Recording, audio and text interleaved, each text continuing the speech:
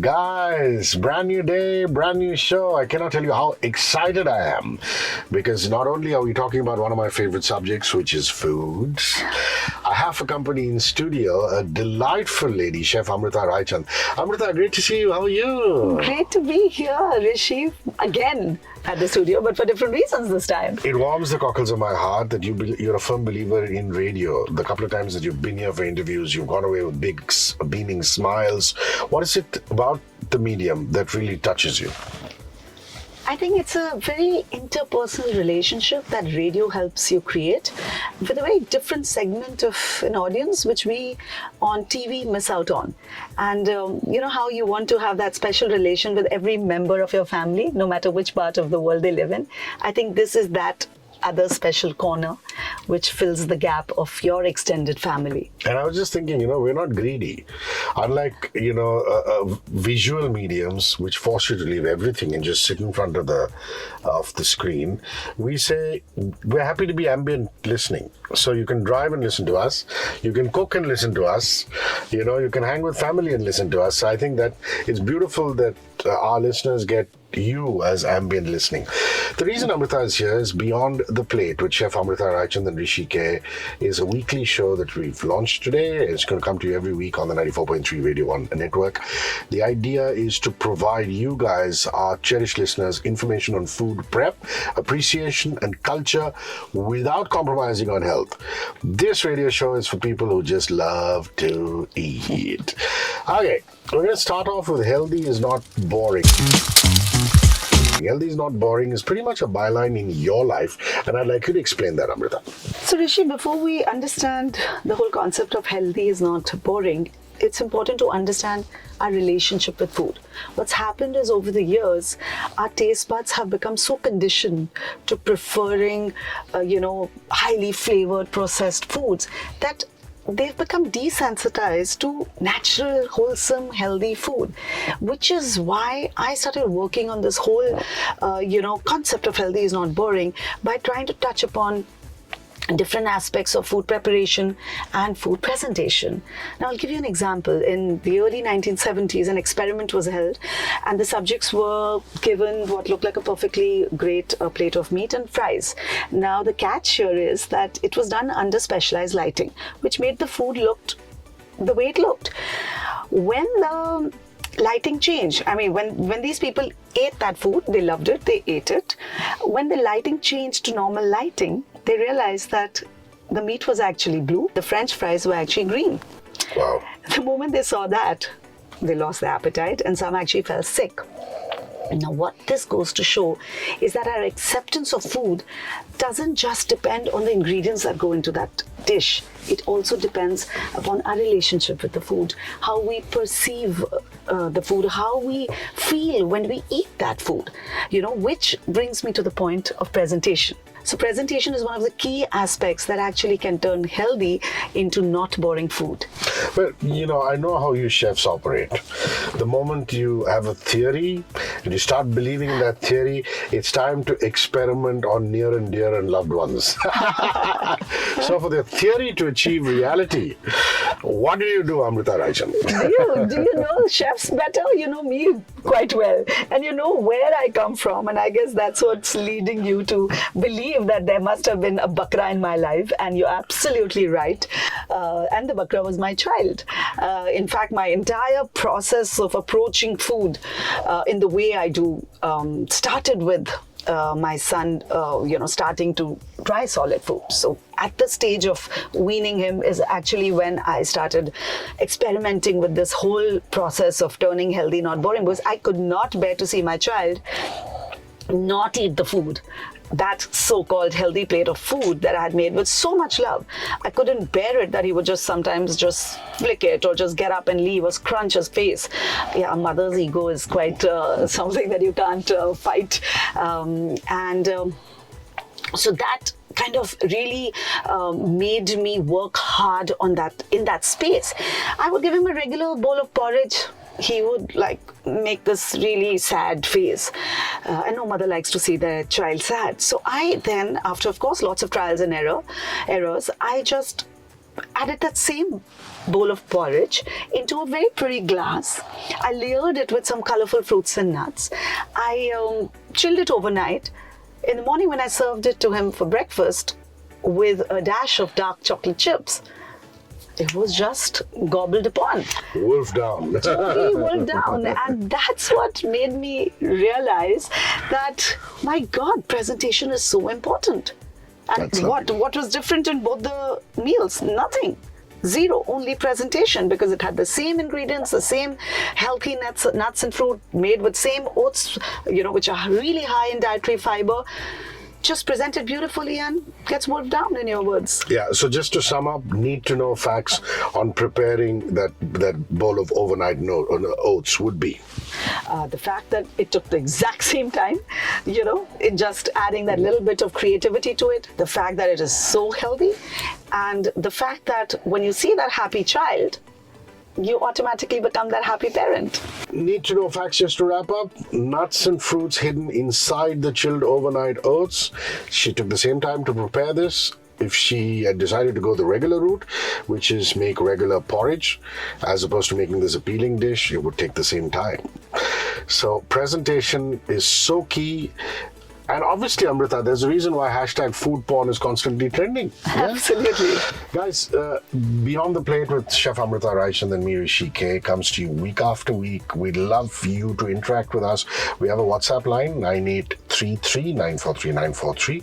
It's easy to remember, 94.3 is our frequency, so 9833-943-943. If you have any questions to ask Amrita, please type out the question along with your name. If you think it's too cumbersome, send us a voice note along with your name. We're happy to bring it up on the show and she will answer. The recipe of the day. And I understand that you're sticking to the king of fruits. I mean, this is the time when the nation goes gaga over mangoes. Yeah, and what we don't realize is that sometimes mangoes are always also considered as that sinful fruit, or that, something that don't have too much of. It gives you acne, it gives you this, but you don't realize that it's also really very healthy. It has great amount of vitamin C, it has great amount of antioxidants. And for me as a chef who believes in healthy is not boring, I actually use it as a medium of natural sugar to sweeten my desserts, which brings me to the dessert of the day, or rather the recipe of the day, which is this unbelievable, yummy mango cocoa delight, or give it the name that you like to, but it is made with fresh mangoes, it's made with fresh coconut meat, or malai as we commonly call it, and with fresh paneer. You can make that paneer at home. All you have to do is just blend all these three ingredients and you have an amazing pudding consistency, a creamy consistency. Again, just set it in bowls or glasses of choice. If you set it in the fridge for about a couple of hours, it sets like a nice pudding, like a moussey pudding. Just garnish it with some pistachios or any nuts of choice, almonds, cashews, whatever you like, some coconut flakes, and you have a super healthy dessert. This is the Ask Amrita section, and the WhatsApp number remains the same, 9833-943-943. Please ask questions. If you get cracking right away, we'll make sure that it gets on. If not this week, then definitely the next week's edition. Desserts being healthy. It's almost as a lot of people turn around and say that's an oxymoron. I mean, how can you say dessert and healthy in the same breath? And you do believe that a dessert can be healthy, and this is a question that comes in from Rizwan. Can a dessert be healthy too, Amrita? Yes, dessert can definitely be healthy. Now, also what happens, Hrishi, is when people think of desserts being healthy, they automatically start visualizing like these weird looking vegan brownies made with black beans, or, zucchini brownie, weird kind of things start coming into your mind. With no offense meant to all those people who make it, and for people who have the taste, they've got the acquired taste to it. But I understand that for normal people, A, it's a bit tedious to make something like this. B, it's a bit tedious to even fathom that you can have that and give your sweet tooth that desired rush. So what I try and explain to people is that if you have a sweet tooth, if you like to eat something sweet, and you also believe in clean eating, it doesn't mean that you have to go a really long mile to achieve that. You can do simple things like, maybe substitute the all-purpose flour with a healthier flour. You can add almond flour, you can add millet flour, you can add rajgire ka atta, and trust me, these do not compromise on the taste. Even simple substitution like whole wheat flour, which everyone has because you make rotis at home in every Indian home. Even if you use that as a substitute for refined flour, you've automatically taken, that particular dish that you're making to the next level because you've added so much fiber in it. Same thing goes with sugar. Instead of using refined sugar, substitute it with jaggery, substitute it with dates, substitute it with mangoes or any other sweet fruit, or with dried fruit. Not to say, by the way, this is something I definitely want to point out, that when you substitute these healthier sugars for natural sugar, you're not really reducing the glycemic response that your body has to it, but you're just adding some additional amounts of health to it. Okay, it's definitely better to have that compared to refined sugar. Similarly, there are small other little hacks. Instead of regular milk chocolate, have dark chocolate. So it's not like if you want to do clean eating, you can't have something sweet which can also be less harmful for you. Let's put it that way. True. This is Prajakta. And honestly, her question is very simply, is it okay to skip meals if I have a heavy breakfast? But I want to add my 2 cents to this. Breakfast being the most important meal of the day is so overemphasized when you go to a nutritionist, a dietitian, when you read all these books. We understand you have to have a king's breakfast. But somewhere along the line, the belief has set in saying that if you do have a king's breakfast, why do I need to have lunch? Why do I need to have nashta and things like that? I'm sure that's what Prajakta wants you to comment on. Yeah. You started beautifully. Eat breakfast like a king, lunch like a prince, and dinner as a pauper. But we're not living in those times where we actually went out and hunted, and we went out and really had great activity. Look at you. You're sitting in a studio. Look at me. Even if I'm cooking, I'm in my studio. We have comparatively a lot more sedentary lifestyle nowadays. So you can't say, I've just had a heavy breakfast, that'll last me through the day. Maybe I'll skip lunch. You're actually playing a lot with the sugar levels of your body, which in turn is not good for you. You're giving too much to your body at one point, then you're starving it for a longer period of time. I believe in moderation in every aspect of life, not just food.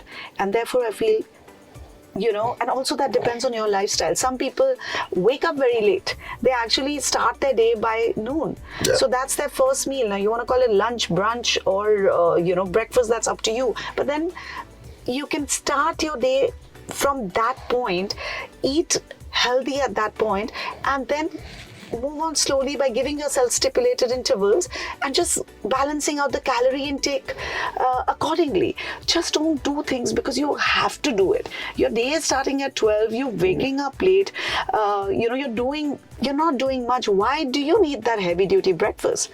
Have a little bit, because you need something in your system. Then have something else 3 hours later. But no, you can't have, chotu bites of chocolate or chotu bites of chaat or something which is not healthy, saying, oh, I've eaten it at stipulated intervals, so it's okay for me to have a little junk food, or a cheat meal in every of those meals. That doesn't work. Thank you guys for your questions, and make sure you keep them coming. 9833 943 943 on WhatsApp. We're at 94.3 Radio 1 India on Instagram. The show Beyond the Plate with Chef Amrita, Raichand and me, Hrishi K, comes to you on 94.3 Radio 1 on the FM band. We're also on YouTube. All you have to do is search for Radio 1 International and you will find it on the timeline.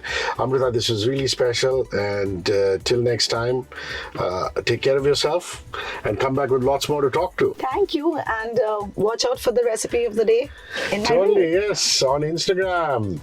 Follow Chef Amrita Raichand. The recipe of the day will be there in all its glory. Big shout out also to Rahul Raichand, Amrita's husband, who really said, you guys are sitting on a gold mine and you should do this radio show. So Rahul, thanks for all your support. Cheers, you guys.